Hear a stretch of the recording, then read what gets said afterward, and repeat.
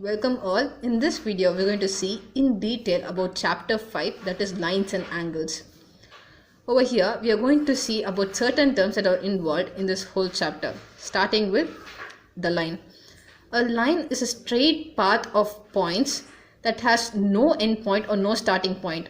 So it extends indefinitely on both sides. That's why it is represented by a line with two arrows on both the sides, meaning it extends indefinitely on both the sides. It can be represented by marking 2 points AB, and this is the representation. AB, over top of it a short form of the line. Likewise, you can also represent by just giving it a single alphabet, for example L, and then representing it as L, and over top of it a small short form of it. And this is how we represent a line. Likewise, the next term, that is a line segment. A line segment is a part of line which has two endpoints, and thus it has a definite length. Over here, we have the two endpoints are A and B, and hence it is represented by AB, over top of it a line. Then a ray. A ray is a part of the line which has only one endpoint, so the other endpoint is indefinite and it extends infinitely, and hence it is represented as AB, and over top of it a short form of it. Next, angle. Angle is something which is formed when lines or line segments meet or intersect each other. For example, we have two lines here which is intersected at the point O. So we have four angles that are formed by this two lines. For example, 1, 2, 3 and 4, and it is represented as angle 1, angle 2, angle 3, angle 4. Likewise, we have some more examples. In this, we have two rays and it has a common vertex. So this angle has, we can name it as A. So this angle has vertex O and it has two arms. We can name it as A and B. So it has two arms, OA and OB. Likewise, this is the angle and this is the external angle, but we mostly take the internal angle. Over here we have a rectangle. It too has angles. We have right angles over here, and this is a parallelogram. It is formed by four line segments and it has four angles. The next, complementary angles. Complementary angles are those in which the sum of the two angles is 90 degrees. For example, A and B are the angles. When we add them, we get 90 degrees. You can see some examples like 30 degrees and 60 degrees. These two, when they add up, gives you 90, and hence are called as complementary angles. It can be anything. For example, 1 and 89, 1 degree and 89 degrees, or 45 and 45 degrees. It can be anything. So these are the examples. Going on to the next, it is supplementary angles. Supplementary angles are those whose sum gives you 180 degrees. So if the two angles are A and B, its sum gives you 180 degrees. For this, we have examples like 120 degrees, 60 degrees. As when we add them, we get 180. Likewise, we can have 90 and 90. The next term is adjacent angles. It has three criteria. These angles should have a common vertex and should have a common arm. And the non-common arms are on either side of the common arm. For example, if this is the diagram, we have angle 1 and angle 2.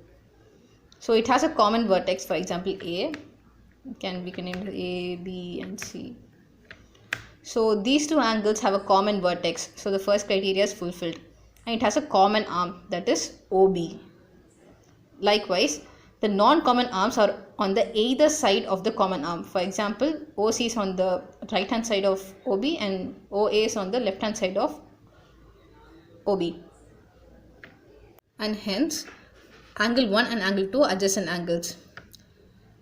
Likewise, if I draw another line over here, for example, we take it as OD and name this angle as 3.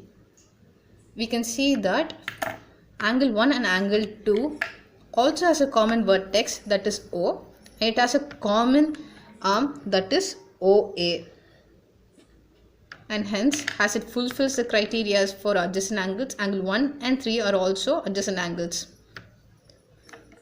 And if I name this as 4, again angle 3 and 4 has a common vertex, that is O, and has a common arm, that is OD. Likewise, angle 2 and angle 4 also has a common vertex O and has a common arm, that is OC. And hence, the pair of adjacent angles are angle 1 and angle 2, angle 1 and angle 3, angle 3 and angle 4, and angle 2 and angle 4.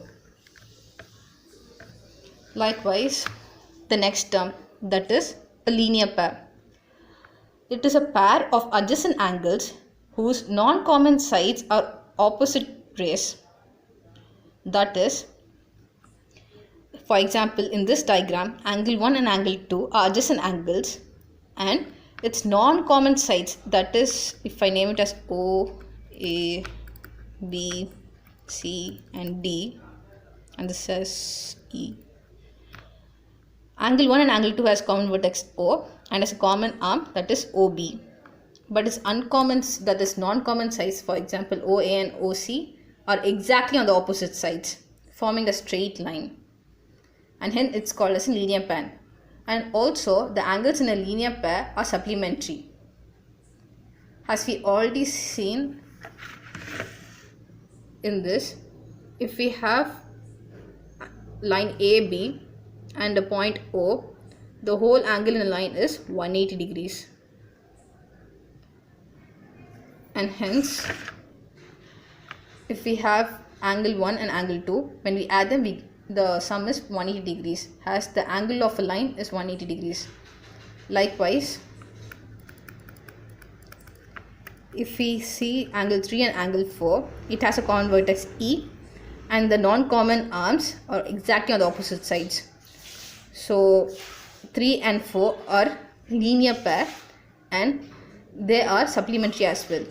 So even 3 and 4 adds up to be 180 as they form a straight line. Over here we have angle 1, angle 2, angle 3 and angle 4. All three has a common vertex. So we can see that angle 1 and angle 2 are a linear pair. Likewise, angle 2 and angle 3 are also a linear pair. Same as 3 and 4 are linear pair, and even angle 1 and angle 4 are a linear pair. And if we add all these angles, they are supplementary. That's it for the first part of introduction to chapter 5 of lines and angles. Hope you liked the video. If you have any doubts, please leave in the comments. Thank you.